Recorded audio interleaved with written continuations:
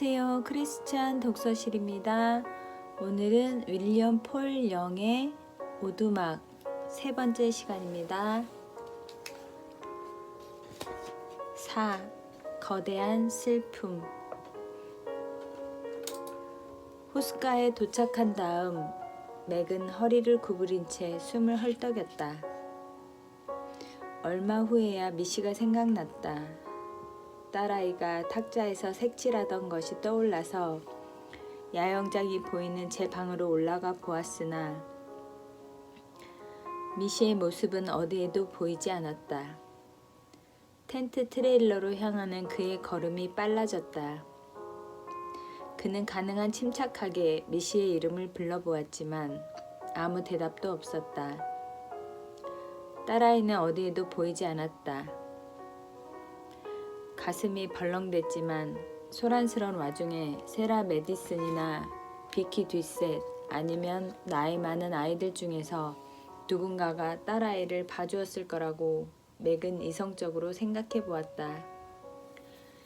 그는 지나치게 걱정하거나 두려워하는 기색을 보이고 싶지 않아서 새로 사귄 두 친구에게 미시가 안 보이니 가족들에게 물어봐 달라고 침착하게 부탁했다. 두 사람은 서둘러 각자의 야영장으로 돌아갔다. 제시가 먼저 돌아와서는 세라도 아침 내내 미시를 보지 못한 모양이라고 알려주었다. 맥은 그와 함께 뒤셋내 야영장으로 가던 중에 서둘러 달려오던 에밀과 만났다. 그의 얼굴에 근심스러운 표정이 서려 있었다. 오늘 아무도 미시를 보지 못했대요. 게다가 엠버도 어디에 있는지 모르겠어요. 둘이 같이 있는 거 아닐까요? 두려움이 가득한 목소리였다. 분명 그럴 거예요. 얘네들 대체 어디 갔을까요? 맥은 자신과 에밀 둘 다를 안심시키려는 심정에서 말했다. 화장실과 샤워장부터 찾아볼까요? 제시의 제안이었다. 좋은 생각이에요. 하고 맥이 말했다. 나는 우리 아이들이 사용하는 야영장 근처를 돌아볼게요. 당신과 에밀은 두 식구의 야영장 사이에 있는 곳들을 돌아봐 주시겠어요? 그들은 고개를 끄덕였다. 맥은 가장 가까운 샤워장을 향해 빠르게 걷다가 자신이 신발도 셔츠도 벗고 있다는 사실을 그제야 깨달았다. 내 몰골 참 대단한데 하고 그는 생각했다.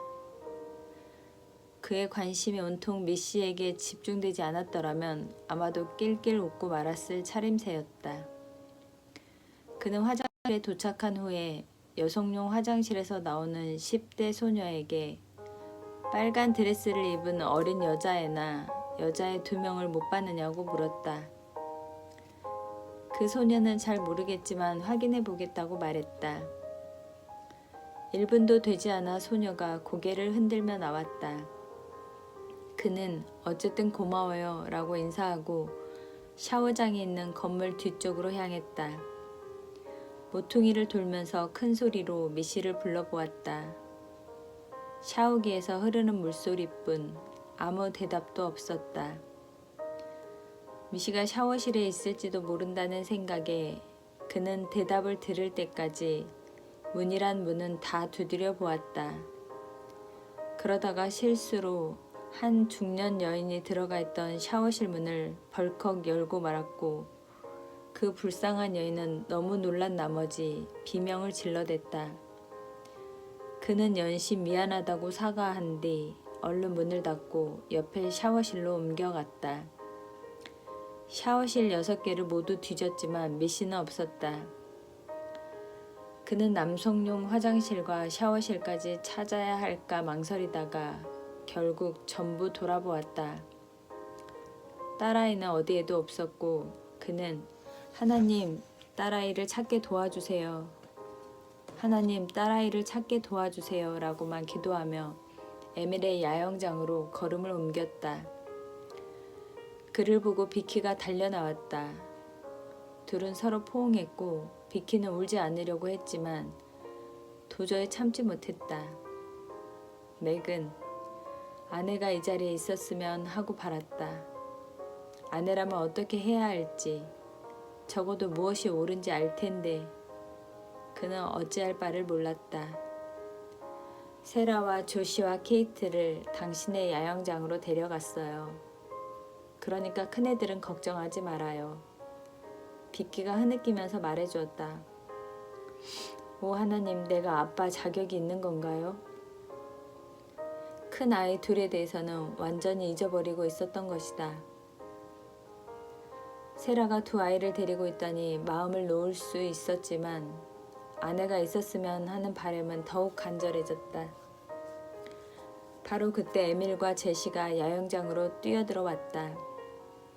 에밀은 안도한 것 같았지만 제시는 돌돌 말린 용수철처럼 긴장된 표정이었다. 아이를 찾았어요. 에밀이 화난 표정으로 소리치다가 자기가 무슨 말을 했는지 금세 깨닫고는 다시 심각해졌다. 그러니까 엠버는 찾았어요. 아직 뜨거운 물이 나오는 다른 샤워장에서 씻고 막 돌아왔어요. 제 엄마한테 말하고 갔다는데 비키는 듣지 못한 것 같고 그의 목소리가 잦아들었다. 그런데 미씨는 찾지 못했어요. 엠버도 오늘 미씨를 보지 못했대요. 제시가 가장 중요한 질문에 대해 얼른 답했다. 어느새 침착함을 되찾은 에밀이 이렇게 제안했다.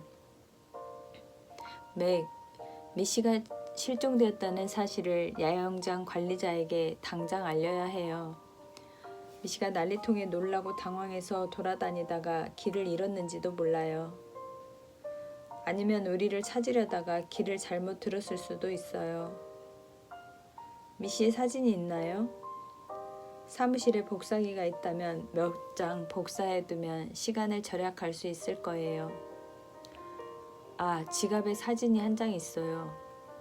맥은 뒷주머니로 손을 뻗었다가 아무것도 잡히지 않자 잠시 당황했다. 지갑이 왈로와 호수 바닥에 가라앉았을 것이라는 생각이 얼핏 스쳤다가 어제 케이블카를 타고 온 뒤 벤에 놔두었다는 사실이 떠올랐다. 셋은 맥의 야영장으로 돌아갔다. 엠버는 안전하지만 미씨의 소재는 아직 모른다는 소식을 세라에게 알려주기 위해 제시가 먼저 달려갔다. 맥은 야영장에 도착해서 조시와 케이트를 다독여 주었다. 그는 되도록 두 아이에게 침착하게 보이려고 애썼다. 그는 젖은 옷을 티셔츠와 청바지로 갈아입고 깨끗한 양말과 운동화를 챙겨 신었다. 세라는 비키와 함께 큰 아이들을 봐주겠다고 약속하면서 그와 미씨를 위해 기도하겠다고 속삭였다. 맥은 그녀를 얼른 안고 고맙다는 인사를 하고 두 아이에게도 입맞춤을 한 뒤 두 남자와 함께 야영장 사무실로 달려갔다. 자그마한 방 2개짜리 야영장 본부 사무실은 호수의 인명구조 소식에 잔뜩 들떠 있었다. 그러나 세 사람이 들어와서 미씨가 사라진 상황을 차례차례 설명하자 분위기는 급전되었다. 다행히 사무실에 복사기가 있었고 맥은 미씨의 사진을 6장 확대 복사해서 사람들에게 나눠주었다. 알로와 호수 야영장은 총 215개의 구획으로 나누어져 있었는데 이는 다시 5개의 구역과 3개의 그룹으로 나뉘어 있었다.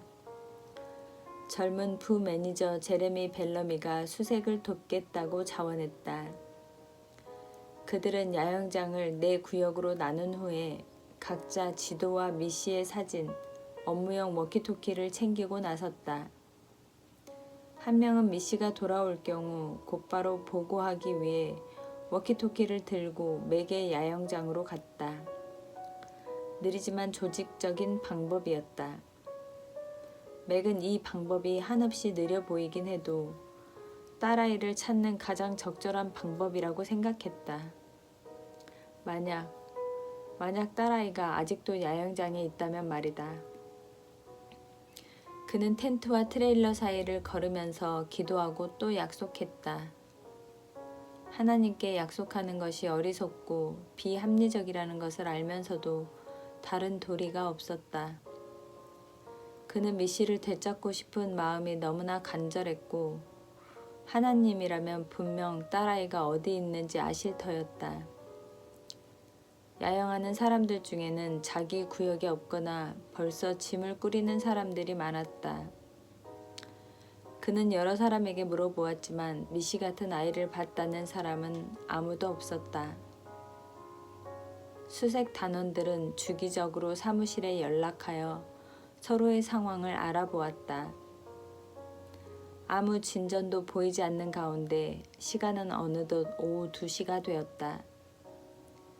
맥이 담당 구역을 거의 다 돌았을 무렵 워키토키로 연락이 왔다. 야영장 입구 주변을 맡았던 제레미가 단서를 찾은 모양이었다. 에밀은 제레미의 야영지 번호를 알려주며 각자 현재 위치를 지도에 표시하라고 지시했다. 맥이 마지막으로 도착해보니 에밀과 제러미가 한 젊은 남자와 심각하게 이야기하고 있었다. 에밀은 캘리포니아에서 온 버질 토머스라는 청년을 서둘러 맥에게 소개시켜 주었다. 청년은 여름 내내 친구들과 그 지역에서 야영하고 있다고 했다.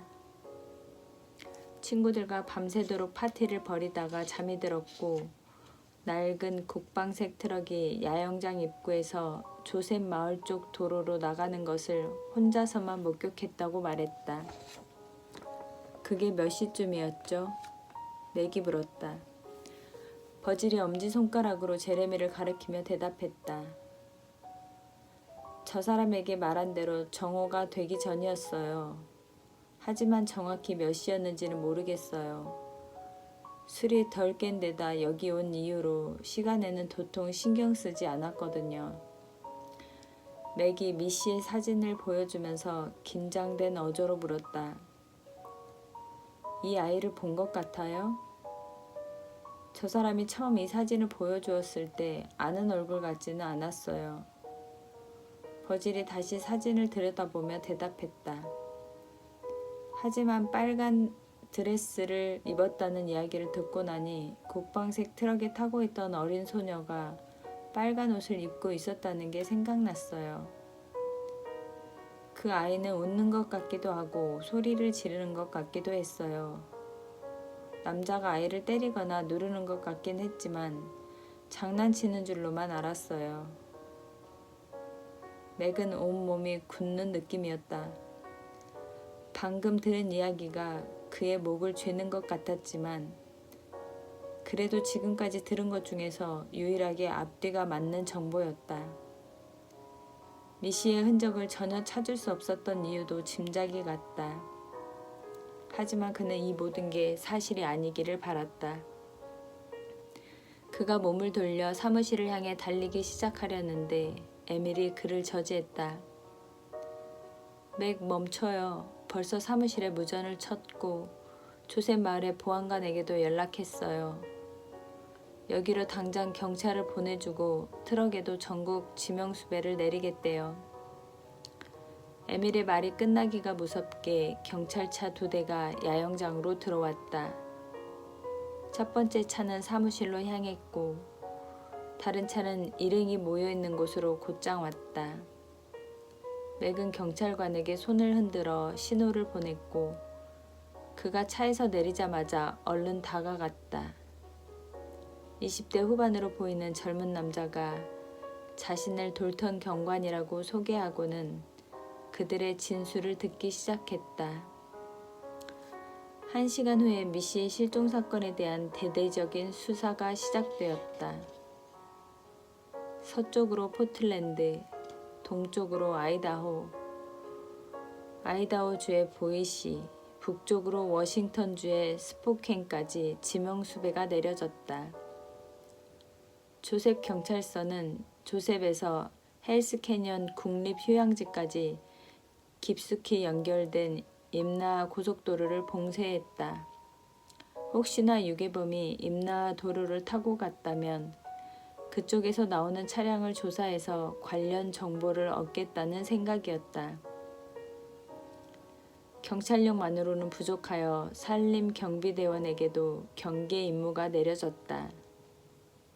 필립스 가족의 야영장은 현장 보존을 위해 저지선이 쳐졌고 주변 사람들 모두 질문을 받았다. 버질은 트럭 운전자와 동승자에 대해 가능한 자세하게 설명했다.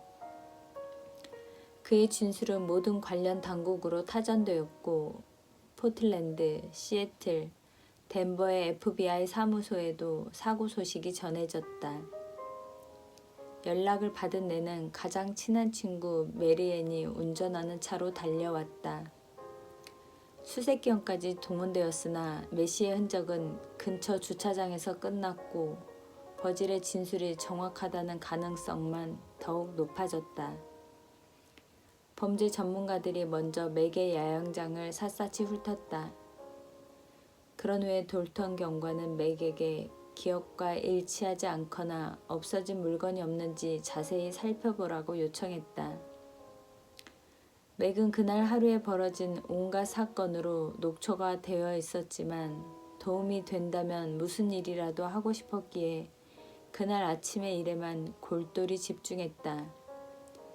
그는 아무것도 건드리지 않으려고 조심하면서 그날 자신의 행적을 다시 더듬어 보았다. 할 수만 있다면 그날 하루를 처음부터 다시 시작할 수만 있다면 무엇이라도 내어주고 싶었다. 손가락이 데이고 팬케이크 반죽을 사방에 흘리더라도 되돌릴 수만 있다면.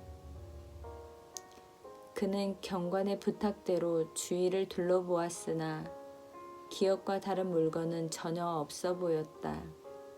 모든 것이 똑같았다. 미시가 열심히 색칠하던 탁자에는 원로마 공주를 반쯤 색칠하다만 페이지가 펼쳐져 있었다. 크레용도 그대로 놓여 있었지만 딸아이가 가장 좋아하던 빨간색은 보이지 않았다. 그는 빨간 크레용이 떨어졌나 싶어 바닥을 둘러보았다. 빨간 크레용을 찾는 거라면 저기 나무 옆에서 벌써 찾았습니다. 돌턴이 주차장을 가리키며 말했다. 버둥거리다가 떨어뜨린 것 같습니다. 그가 말꼬리를 흐렸다. 버둥댔는지 어떻게 알죠? 맥이 물었다. 경관은 주저하다가 마지못해 대답했다. 그 근처에서 아이의 신발 한 짝을 찾았습니다. 발로 차다가 덤불 속에서 벗겨져 나간 모양입니다. 그때 선생님이 옆에 안 계셔서 아드님께 확인해 달라고 부탁했습니다. 딸아이가 짐승 같은 놈에 맞서 저항하는 장면이 그의 복부를 강타해 들어오는 것 같았다. 맥은 목이 졸리는 것처럼 앞이 캄캄해졌고 기절하거나 토할 것만 같아 탁자에 몸을 기댔다. 순간 그는 색칠 공부 책에 무당벌레 핀이 붙어있는 것을 보고 누군가 코 밑에 냄새 자극제를 들이밀기라도 한 것처럼 정신이 버뜩 들었다. 저건 누구 거죠? 맥이 핀을 가리키며 물었다. 뭐가 누구 거라는 겁니까? 무당벌레 핀이요. 누가 저걸 저기 놔뒀죠? 미시 거라고 생각했는데요. 오늘 아침엔 저 핀이 저 자리에 없었다는 말씀인가요? 맥이 단호에게 대답했다. 확실해요. 딸아이에겐 저런 물건이 없어요. 오늘 아침에 여기 없었다고 100% 확신할 수 있어요. 돌턴 경관은 서둘러 무전기를 들었고 몇 분 후에 과학수사단이 찾아와서 핀을 확보해 갔다. 돌턴이 맥을 한쪽으로 데려간 뒤 설명했다. 선생님 말이 사실이라면 미시를 공격한 자가 저 물건을 일부러 여기 놔둔 것 같습니다. 그는 잠시 후에 이렇게 덧붙였다. 필립스 씨, 이건 좋은 소식일 수도 나쁜 소식일 수도 있습니다. 무슨 뜻인지 모르겠는데요. 경관은 맥에게 더 알려줘야 할지 또 어떤 식으로 설명해야 좋을지 고민하다가 입을 열었다. 증거를 확보했다는 점은 좋은 소식입니다. 현장과 관련된 정보는 이것이 처음이니까요. 나쁜 소식은 뭐죠? 맥이 숨을 죽이며 대답을 기다렸다. 나쁜 소식은 지금 이 사건에 대해 말씀드리는 건 아니지만 이런 물건을 놔두는 경우 종종 목적이 있게 마련이고 또한 전에도 이런 짓을 했다는 것을 나타내죠. 맥이 발끈했다. 무슨 말을 하는 거죠? 이 작자가 연쇄 살인범이라도 된다는 건가요? 자신의 정체를 알리려고 영역을 표시하기 위해 일종의 표식을 남겼다는 건가요? 맥은 마구 화를 냈고 돌턴은 괜히 말을 꺼내 유감스럽다는 표정을 지었다. 맥이 더 펄펄 뛰기도 전에 돌턴의 벨트에 달린 무전기로 호출이 들어왔다. 오리건주 포틀랜드의 FBI 지역 사무소에서 걸려온 것이었다. 맥은 자리를 뜨지 않겠다고 우긴 끝에 특별수사관이라는 한 여성과의 통화 내용을 엿들을 수 있었다. 그녀는 돌턴에게 핀에 대해 자세히 설명해보라고 요구했다.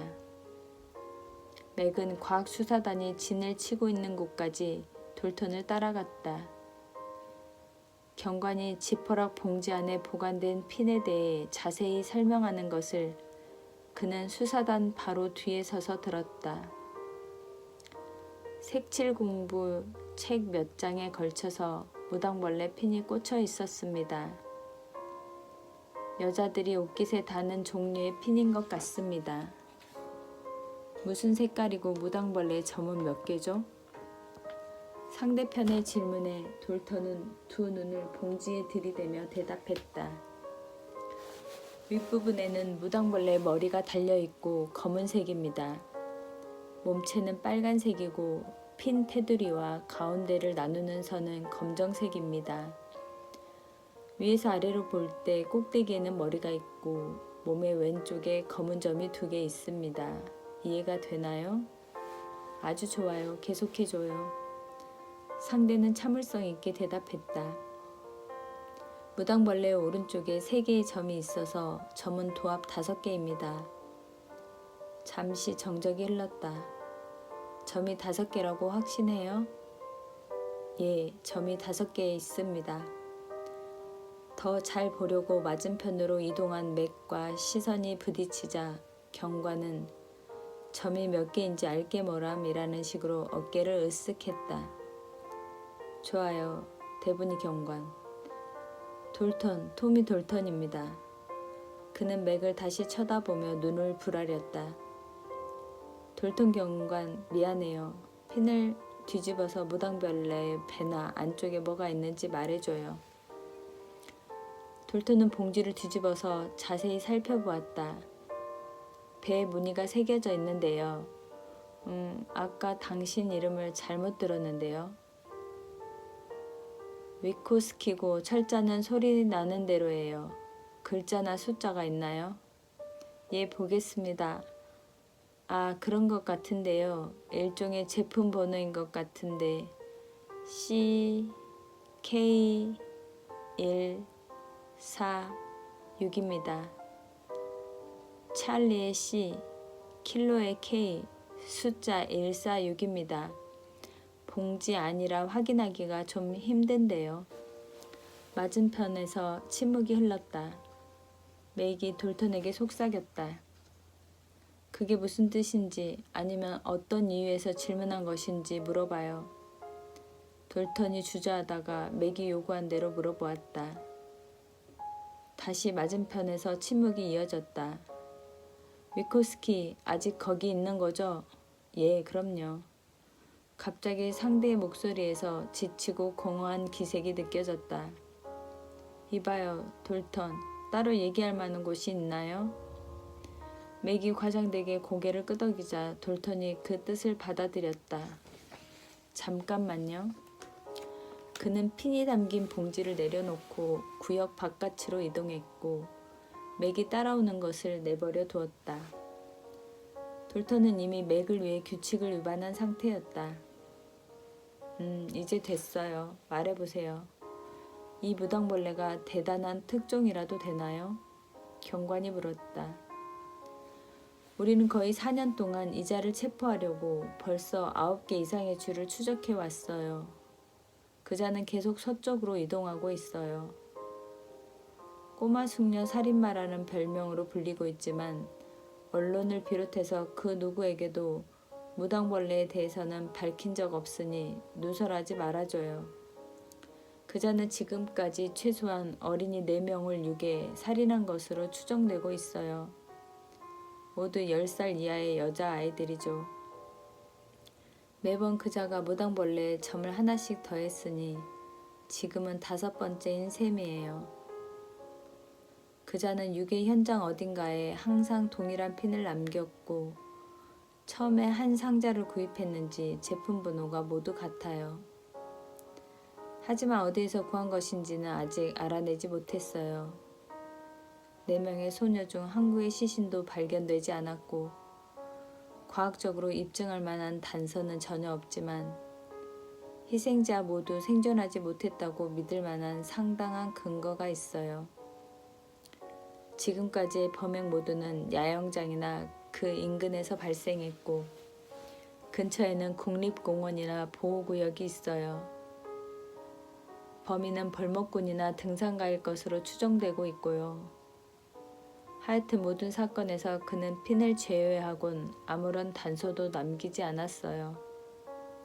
차는요? 우리는 그가 타고 갔다는 국방색 트럭에 대해 상당히 자세한 정보를 확보했어요. 차량은 곧 발견될 거예요. 우리가 쫓는 자가 맞는다면 그 차는 하루 이틀 전에 도난당한 차량이고 야영 도구로 가득 찬 데다 흔적 하나 없이 깨끗하겠죠. 맥은 돌턴과 위코스키 수사관의 통화 내용을 들으면서 마지막 남은 희망마저 사그라졌다고 느꼈다. 그는 바닥에 주저앉아 두 손으로 얼굴을 가렸다. 자기보다 더 지치고 피곤한 사람이 또 있을까? 미시가 사라진 후에 처음으로 무시무시한 가능성들이 떠올랐고 일단 떠오른 가능성들을 도저히 떨쳐버릴 수 없었다. 마구잡이로 뒤섞인 선과 악이 침묵 속에서 무시무시하게 행진하는 모습이 자꾸만 떠올랐다. 미친 듯이 고개를 흔들어 봐도 그 잔영은 사라지지 않았다. 두려운 고문과 고통, 가장 깊숙한 어둠 속에서 철사 손가락과 레이저로 무장한 악마들, 미시가 아빠를 향해 아무리 소리를 질러도 아무도 대답하지 않은 모습까지 이렇듯 공포스러운 이미지와 함께 다른 기억들이 섬광처럼 섞여 나왔다. 미시, 시피라고 부르던 컵을 들고 아장아장 걷는 아기, 초콜릿 케이크를 너무 많이 먹고 취해버린 2살배기 아기, 아빠의 품 안에서 안전하게 잠들었던 바로 최근의 모습까지 너무나 또렷한 딸아이의 모습들이었다. 장례식에선 대체 뭐라고 말하지? 아내에게는 또 뭐라고 하지? 어쩌다가 이런 일이 벌어졌지? 하나님, 어쩌다가 이런 일이 벌어졌을까요?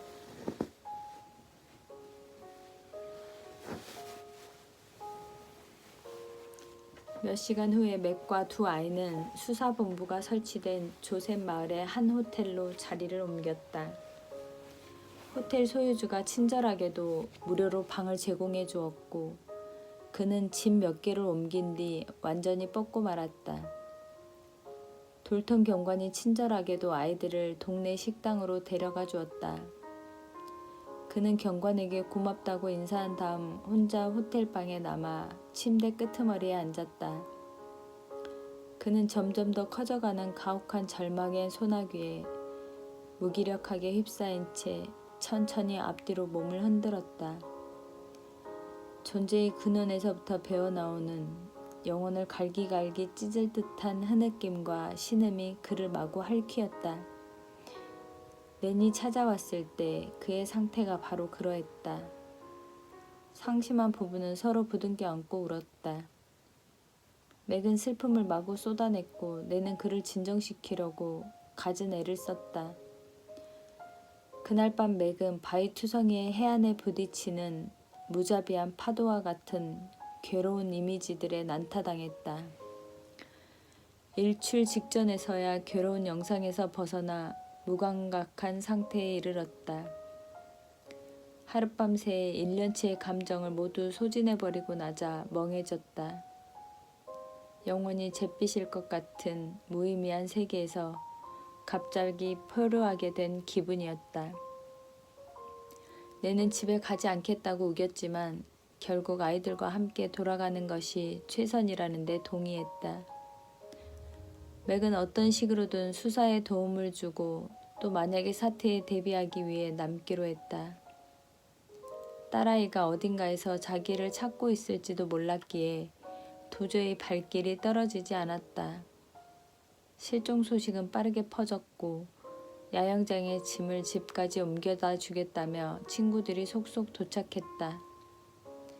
맥의 상사는 전화를 걸어 어떤 도움이든 청하고 필요한 만큼 머물라고 격려해 주었다. 그들을 아는 모든 이들이 기도해 주었다. 아침에 사진기자를 비롯하여 기자 여럿이 찾아왔다. 맥은 언론에 얼굴을 내비칠 심정이 아니었지만 많이 알려질수록 미시를 찾는 데 도움이 된다는 조언에 따라 주차장으로 나가 기자들의 질문에 답했다. 그는 돌턴 경관이 규약을 위반한 것에 대해서는 아무 언급도 하지 않았고 돌턴은 그에 대한 보답으로 계속 정보를 알려주었다. 어떤 식으로든 도움이 되고 싶어하던 제시와 세라 부부는 찾아오는 가족과 친구들을 상대해 주었다. 이들 부부는 낸과 맥의 대변인이 되어주었고 감정의 소용돌이 속에서도 평온함을 유지해가며 사람들을 만났다. 에밀 듀셋의 부모가 비큐와 아이들을 데려가기 위해 덴버에서 직접 차를 몰고 왔다. 에밀은 상부의 허락을 받고 남아서 공원 당국과 관련된 정보를 알려주기로 했다. 낸은 세라와 비키와 곧 친해졌고 어린 JJ를 돌보고 아이들과 포틀랜드로 돌아갈 준비를 하며 애써 마음을 진정시켰다. 낸이 감정을 주체하지 못하고 울음을 터뜨릴 때면 비키나 세라가 늘 함께 슬퍼하며 옆에서 기도해 주었다. 메디슨 부부는 더 이상 도움을 줄 수 없는 상황이 되자 야영장을 정리하고 눈물의 작별 인사를 전하러 왔다. 제시는 오랫동안 맥을 끌어안고는 다시 만나자고 모두를 위해 기도하겠다고 낮게 속삭였다. 세라는 눈물을 주르르 흘리면서 맥의 이마에 입을 맞췄다. 그녀가 낸을 끌어안자 낸은 또다시 흐느끼기 시작했다. 세라가 노래를 부르자 낸은 안정을 되찾고 마지막 인사를 했다. 맥은 부부가 걸어가는 모습을 차마 지켜볼 수 없었다. 뒤색 가족이 떠날 준비를 마치자 맥은 엠버와 에미에게 그동안 자신의 아이들과 잘 지내줘서 고맙다고 인사했다. 적어도 오늘만은 대범해질 수 없었던 조시가 울면서 작별 인사를 했고 케이트는 단단하게 굳은 채로 서로의 집 주소와 이메일 주소를 확인했다. 이번 사건으로 큰 충격을 받은 비키는 슬픔에 휩싸인 채 낸을 끌어안았다. 낸이 머리를 어루만지며 귓가에 기도를 속삭여주자 비키는 다시 기운을 차리고 가족이 기다리는 차를 향해 갔다. 정오에는 모든 가족들이 출발했다. 메리에는 낸과 아이들을 태우고 남은 가족들이 기다리는 집으로 향했다. 맥과 에밀은 이제 톰이라고 부르게 된 돌턴 경관과 함께 순찰차를 타고 조셉으로 갔다. 도착한 다음 샌드위치를 집어들긴 했으나 거의 손도 대지 않은 채 경찰서로 갔다. 토미 돌턴은 두 딸의 아버지인데다 큰딸이 겨우 5살이라 이 사건을 마치 자기 일처럼 여겼다. 그는 새 친구인 맥에게 진심을 다해 친절과 편의를 베풀어 주었다. 이제 가장 힘든 부분인 기다림이 시작되었다. 여러 일들이 태풍처럼 연달아 휘몰아치는 가운데 맥은 자신이 태풍의 눈 속으로 서서히 쏠려 들어가고 있다고 느꼈다. 여기저기에서 보고가 들어왔고 에밀 또한 자기가 아는 사람들이나 관련 당국과 분주하게 연락을 주고받았다. 오후 중에 세 도시에서 FBI 일행이 도착했다. 애초부터 위코스키 수사관이 이 사건의 책임을 맡은 것이 분명했다. 위코스키는 작고 날씬하고 불같은 열정과 행동력을 지닌 여성이었는데 맥은 그녀를 보자마자 마음에 들었다.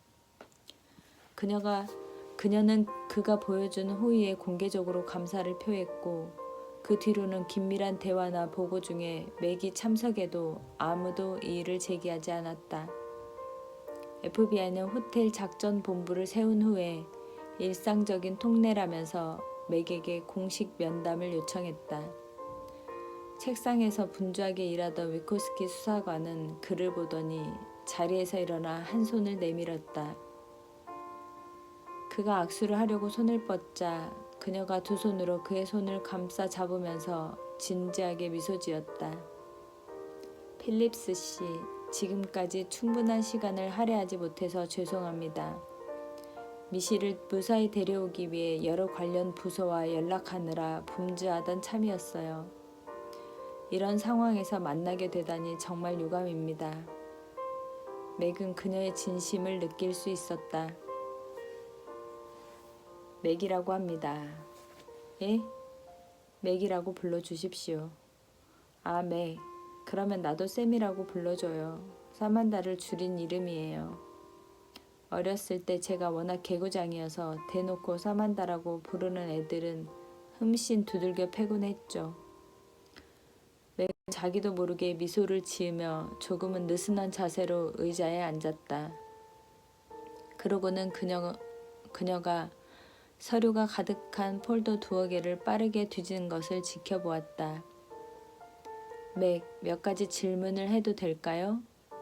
위코스키 수사관이 서류에서 눈을 떼지도 않은 채 물었다. 최선을 다해 답하겠습니다. 그는 무슨 일이라도 해볼 기회가 생겼다는데 감사했다. 좋아요. 세부적인 내용을 전부 되풀이하지는 않겠어요. 당신이 다른 사람들에게 진술한 내용은 이미 보고받았지만 직접 확인할 것이 2개 있어요. 그녀가 그의 눈을 바라보며 말했다. 도움이 된다면 얼마든지요. 지금 전 아무짝에도 쓸모없는 사람이 된 것 같습니다.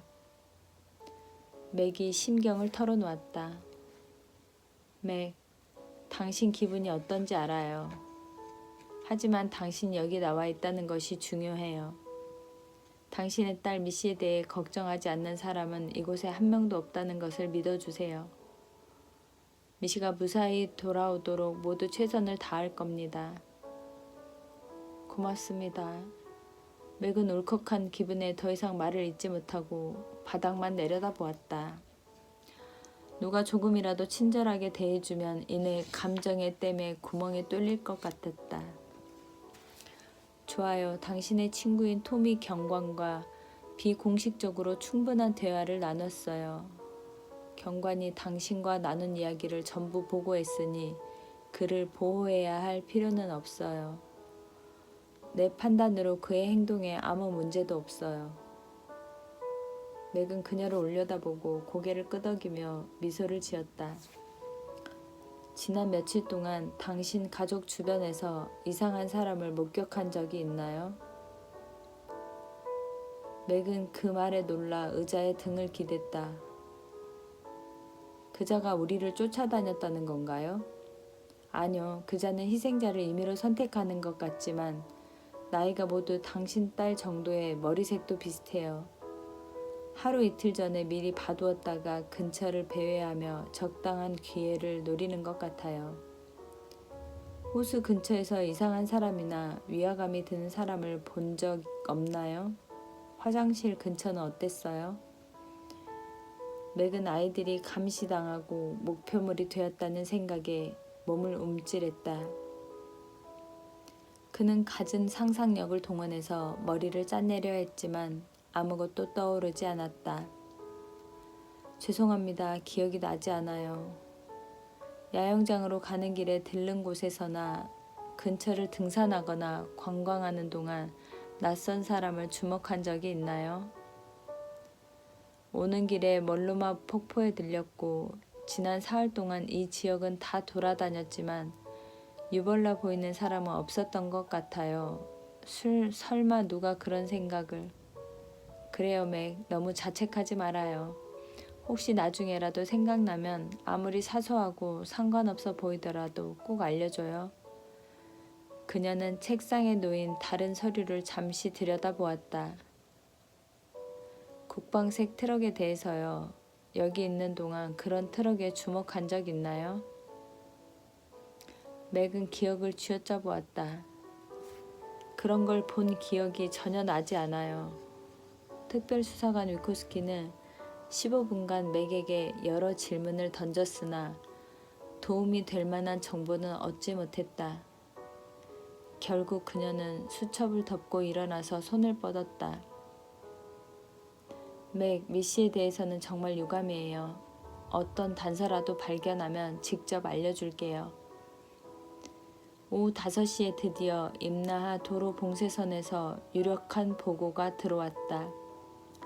위코스키 수사관은 약속했던 대로 당장 맥을 찾아낸 다음 상세하게 상황을 알려주었다. 수색 중인 차량과 동일한 국방색 군용 트럭을 두 쌍의 부부가 목격했다는 내용이었다. 그들은 국립보호구역 중에서도 좀 더 외딴 지역인 구규림 4260번에서 벗어나 있는 올드 네즈퍼스 지역을 탐험하고 오던 도중 구규림 4260번과 250번이 갈라지는 접합점의 남쪽 지역에서 그 차량과 정면으로 만났다고 했다. 1차로였기 때문에 그들은 트럭이 먼저 지나가도록 안전한 곳으로 후진했는데 그 과정에서 픽업 트럭의 뒤쪽에 가스 깡통과 야영용 장비가 상당히 많다는 데 주목했다. 남자는 남의 이목을 두려워하는 듯 더운 날씨인데도 모자를 푹 눌러쓴 데다 커다란 외투를 걸치고 있었고 바닥에 떨어진 물건을 찾으려는 것처럼 조수석으로 몸을 구부리고 있었다고 했다. 그 특이한 행색을 본 목격자들은 남자를 민병대 흉내나 내는 미친놈이라 여기고 웃어 넘겼다고 했다. 이 보고가 들어간 순간 경찰서는 긴장했다. 산으로 이동하기 위해 인적이 드문 곳으로 이동하는 꼬마 숙녀 살인마의 전형적인 수법과 지금까지 확인된 모든 정황이 불행히도 꼭 들어맞는다고 토미가 알려주었다. 인적이 드문 곳에서 행적이 포착된 것으로 보아 그자는 자신의 행선지를 잘 알고 있는 것이 분명했다. 하필이면 다른 사람이 그 자리에 있었다니 그자로서는 불행한 일이었다. 시간은 빠르게 흘러 어느새 밤이 되었고 당장 추격할지 아니면 날이 밝을 때까지 기다릴지에 대해 열띤 토론이 이어졌다. 각자의 의견과는 별개로 모두들 현재 상황에 깊은 충격을 받은 것 같았다. 사람들은 순진한 사람들, 특히 아이들에게 가해지는 고통을 참지 못하는 경향이 있다. 극악 무도한 채로 교도소에 들어간 인간들도 아이들을 괴롭혀서 들어온 자들에게 먼저 분노를 터뜨린다고 한다. 상대적인 잣대로 도덕성을 따지는 이 세계에서도 어린이에게 해를 입히는 것은 절대적인 악으로 여겨지는 것이다. 바로 그런 것이다. 맥은 방 한구석에 초조하게 선 채로 시간만 낭비하는 말싸움 같아 보이는 토론 내용을 경청했다. 필요하다면 토미를 납치해서라도 직접 그자를 찾으러 가고 싶었다. 매 분 매 초가 너무나 중요했다. 맥에게는 몹시 길게 느껴졌던 그 시간 동안 각 부서의 담당자들은 필요한 조치만 얼른 취한 뒤 당장 범인을 추격하기로 신속하게 만장일치로 결정했다.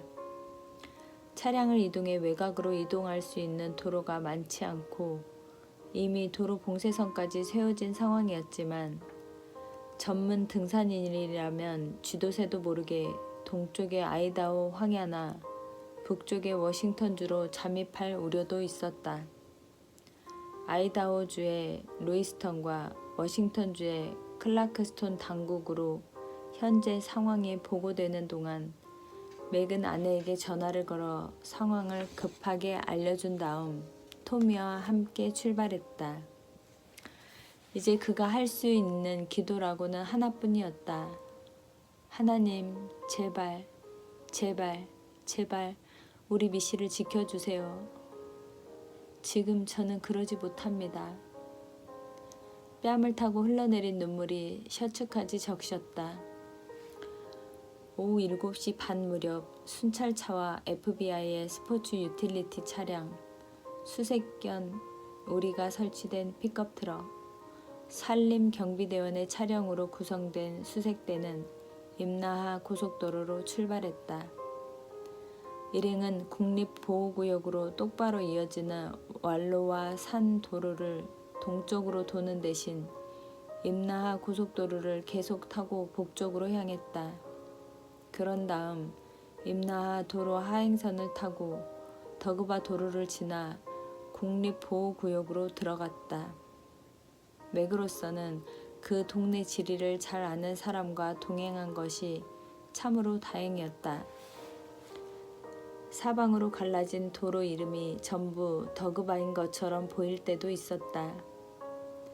이름을 누가 지었는지 몰라도 더 이상 떠오르는 이름이 없었거나 술에 취하고 피곤해서 얼른 집에 가고 싶은 마음에 모든 도로 이름을 더그바로 지은 것 같았다.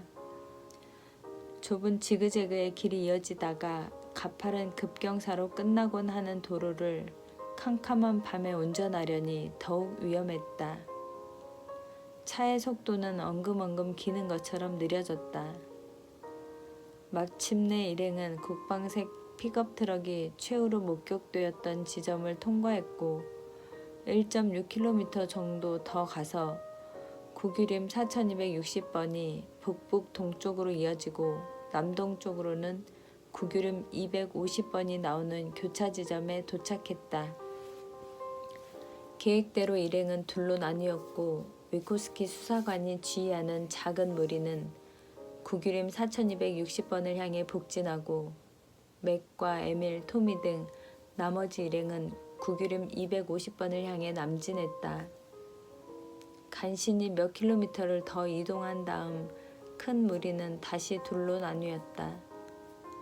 토미와 수색견을 태운 트럭은 지도상 도로가 끝나는 지점인 국유림 250번 쪽으로 계속 내려가고 나머지 일행은 국유림 4240번의 공원을 통과해서 템퍼런스 크리크 지역으로 남진해 갔다. 수색작전의 속도는 한층 느려졌다. 수색대원들은 강력한 투광 조명을 켜고 차에서 내려 도로에 최근의 흔적이 남아있는지 직접 확인해 보았다. 자신들이 수색하는 지역이 막다른 길이라는 것 외에 다른 단서가 있는지 알아보려는 것이었다. 2시간 후 토미 일행이 달팽이처럼 느린 속도로 국유림 250번의 끝 지점에 도착했을 때 위코스키 수사관에게서 단서를 포착했다는 연락이 왔다. 위코스키 일행은 수색대가 처음 갈라졌던 교착점에서 16km 정도 이동한 곳에 국유림 4260번에서 뻗어나온 이름도 없는 오래된 도로가 북쪽으로 3km 정도 이어진 것을 발견했다.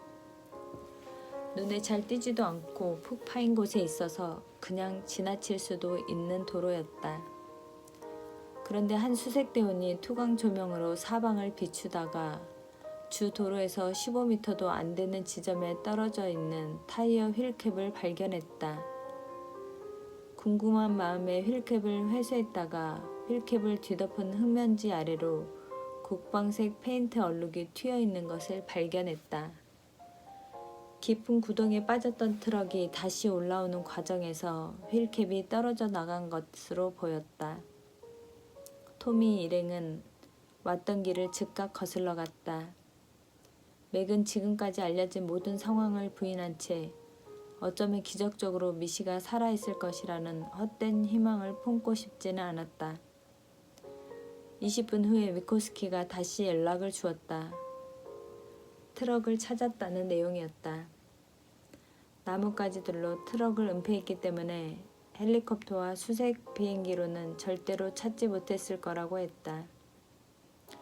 거의 3시간 후에 맥 일행이 현장에 도착했을 때 상황은 이미 종료된 상태였다.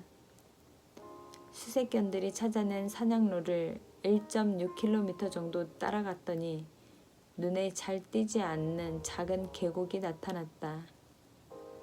자연 그대로인 호수 근처에 수색대가 발견한 낡고 작은 온두막이 있었다. 너비 800m 정도의 호수에는 100m 정도 떨어진 곳에서 작은 폭포가 흘러들고 있었다. 오두막은 100여 년 전에는 정착자의 집이었다가 그 후 사냥꾼이나 밀렵꾼이 잠시 들르는 간이초소로 사용되고 있는 것 같았다. 방이 2개였고 한 가족이 충분히 살 수 있을 만큼 넓었다. 맥 일행이 도착했을 무렵 하늘은 어느새 이른 새벽에 어스름한 빛을 띠기 시작했다. 현장 보존을 위해 낡은 오두막에서 떨어진 곳에 수색본부를 따로 설치했다. 위코스키 수사관은 오두막을 발견하자마자 수색견들을 동원하여 특이한 냄새가 나는 곳이 있는지 찾아보도록 지시했다. 뭔가를 발견했다고 알리는 개 짖는 소리가 들리다가 다시 사라지곤 했다. 수색을 나갔던 사람들은 조직을 재구성하고 전략을 짜기 위해 이제 다시 한자리에 모였다. 맥이 수색본부 안으로 들어섰을 때 위코스키 수사관은 물이 뚝뚝 떨어지는 커다란 물병의 물을 마시면서 카드 놀이용 테이블에 놓인 지도를 주시하고 있었다. 그녀가 심각한 미소를 지어 보였지만 그는 아무 반응도 보이지 않고 그녀가 건네주는 새 물병만 받아들었다. 그녀의 말투는 사무적이었으나 시선만은 부드럽고 슬펐다. 맥, 잘 왔어요. 그녀는 잠시 주저하다가 앉으라고 권했으나 맥은 차마 앉을 기분이 아니었다. 속이 뒤집힐 것 같은 상태를 진정시키려면 무엇이라도 해야 했다. 그는 중대한 사태가 일어났다고 직감하고 수사관의 다음 말을 기다렸다. 맥, 우리가 뭘 찾아냈는데 좋은 소식은 아니에요. 그는 뭐라고 해야 할지 헤매다가 마침내 질문을 던졌다. 미시를 찾았나요? 대답을 듣고 싶진 않았지만 진심으로 알고 싶은 질문이었다. 아니요, 미시를 찾지는 못했어요. 샘이 자리에서 일어나며 마저 말을 이었다. 우리가 저 낡은 오두막에서 발견한 것을 확인해 주었으면 해요. 혹시 미시의 것이... 그녀는 말을 멈추려 했으나 이미 늦었다. 혹시 미시의 것인지 해서요. 그는 시선을 바닥으로 돌렸다. 어느새 폭삭 늙어버린 기분이었고 그저 아무 감정도 느끼지 못하는 돌덩어리가 되었으면 싶었다. 샘이 일어나서 사과했다. 아, 맥, 정말 미안해요. 저기 당신이 원하면 나중에 해도 돼요. 그저 내 생각에. 그는 수사관의 얼굴을 차마 쳐다볼 수 없었고 어떤 말을 하더라도 산산이 흩어져 버릴 것 같았다. 감정의 댐이 다시 무너져 내릴 것 같았다. 당장 가볼게요. 알아야 할 것은 전부 알고 싶어요. 그는 분명치 않은 목소리로 우물댔다. 미리 연락을 받았는지 어느새 에밀과 토미가 나타나 양쪽에서 팔을 잡아주었다. 세 사람은 위코스키 수사관의 뒤를 따라 오두막까지 짧은 길을 걸어갔다. 특별하고 아름다운 유대감으로 팔짱을 꽉 낀 채 최악의 악몽으로 향하는 길을 동행한 것이다. 과학수사대원이 오두막의 문을 열어주자 발전기의 동력으로 환하게 밝혀진 방 안이 보였다. 벽에는 선반이 달려 있었고 낡은 탁자와 의자 몇 개, 힘들이지 않고 늘여놓았을 낡은 소파가 보였다. 맥은 자기가 확인해야 할 물건이 무엇인지 즉시 알아채고 두 친구의 품에 쓰러져 울음을 터뜨리고 말았다. 찢어지고 피에 젖은 미시의 빨간 드레스가 난로가 바닥에 떨어져 있었다. 그 몇 날과 몇 주 동안 맥은 감정이 마비될 정도로 경찰 조사와 언론 인터뷰에 시달렸고 텅 빈 작은 관을 넣고 치러진 미시의 장례식에는 차마 위로의 말을 잇지 못하는 슬픈 얼굴들이 끝없는 파도처럼 몰려들었다. 그리고 다음 몇 주 후부터 고통스럽지만 서서히 일상으로 다시 흡수되었다. 꼬마 숙녀 살인마는 5번째 희생양으로 멜리사 앤 필립스의 생명을 앗아갔다는 혐의를 받았다. 그러나 수색대가 오두막 주변의 숲을 며칠이나 샅샅이 뒤졌는데도 이전의 4사건과 마찬가지로 미시의 시신은 발견되지 않았다. 이번에도 역시 어떤 지문이나 DNA도 남기지 않은 채 무당벌레 핀 하나만 달랑 남겼다. 그자는 유령 같았다.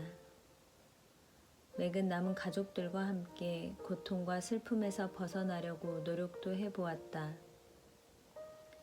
여동생과 딸을 잃은 가족이 아버지와 남편까지 잃는다면 너무하지 않겠는가.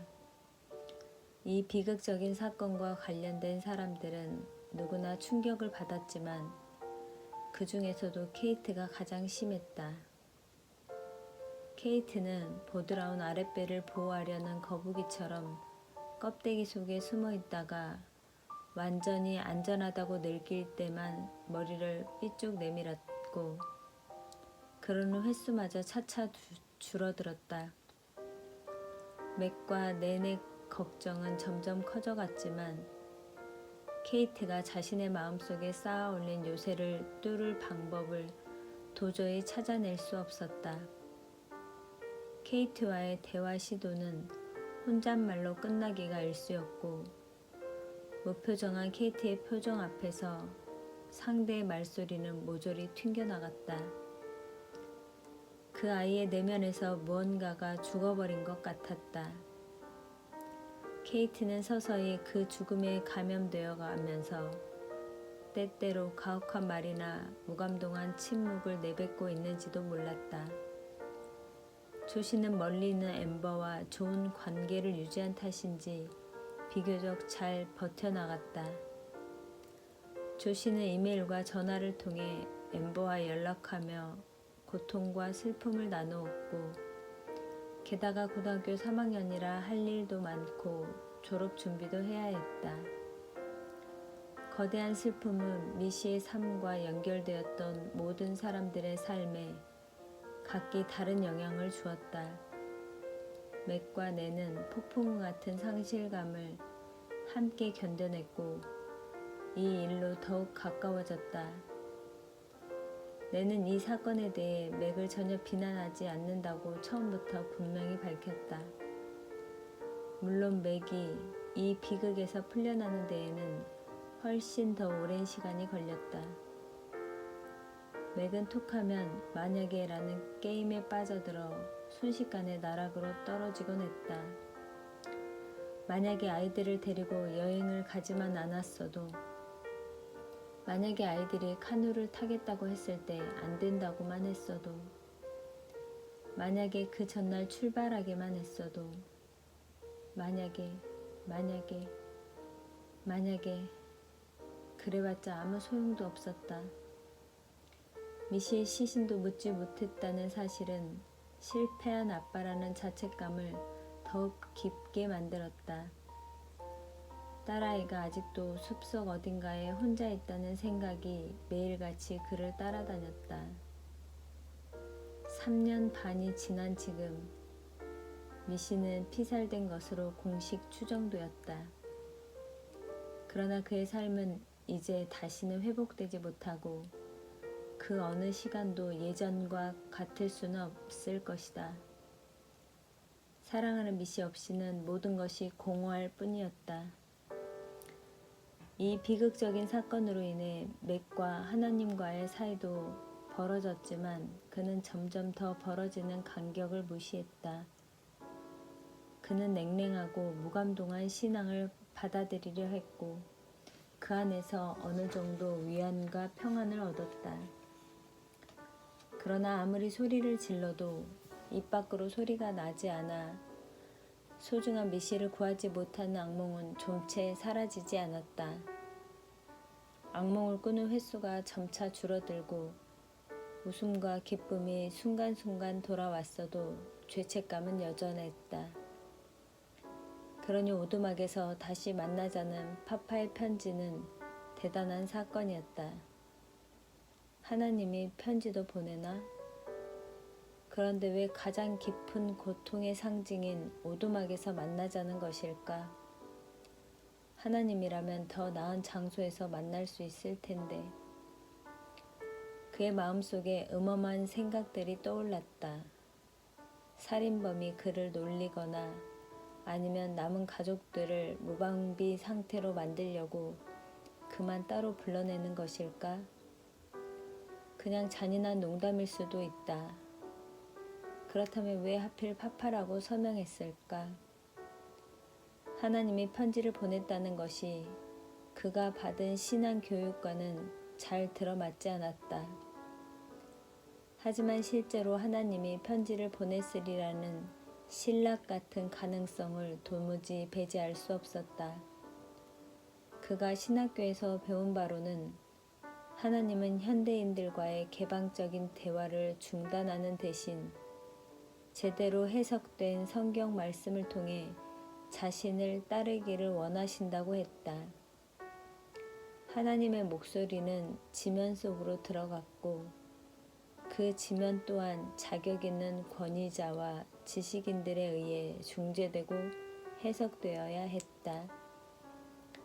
하나님과의 직접적인 대화는 고대인과 미개인들에게만 해당될 뿐이었고 교육받은 서구인들이 하나님에게 접근하는 길은 지식층에 의해 조종되고 중재되었다. 그러나 어느 누구라도 상자 안에, 책 안에만 들어있는 하나님을 원하지는 않을 것이다. 더군다나 가죽 표지에 길트로 장식된 테두리가 있는 값비싼 책 안에 들어있는 하나님이라니 어쩌면 그것은 길티의 테두리였던가? 맥은 고민하면 할수록 더욱더 마음이 혼란스럽고 분노가 치밀었다. 누가 저 젠장 맞을 편지를 보냈지? 보낸 사람이 하나님이건 살인범이건 아니면 누가 장난치는 것이건 간에 이게 무슨 상관이란 말인가? 어느 쪽으로 하더라도 누가 자기를 놀리는 것 같았다.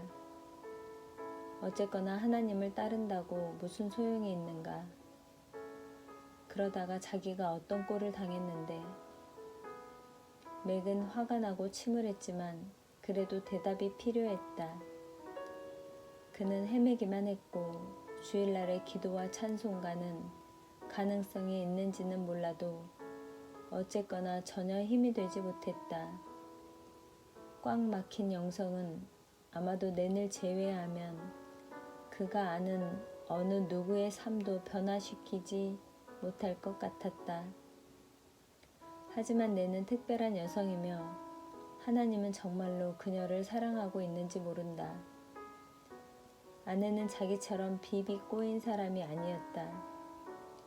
맥은 하나님과 하나님의 종교에 실증이 났고 어떠한 차이나 변화도 이루어내지 못하는 것 같은 작은 종교 모임들의 넌더리가 났다.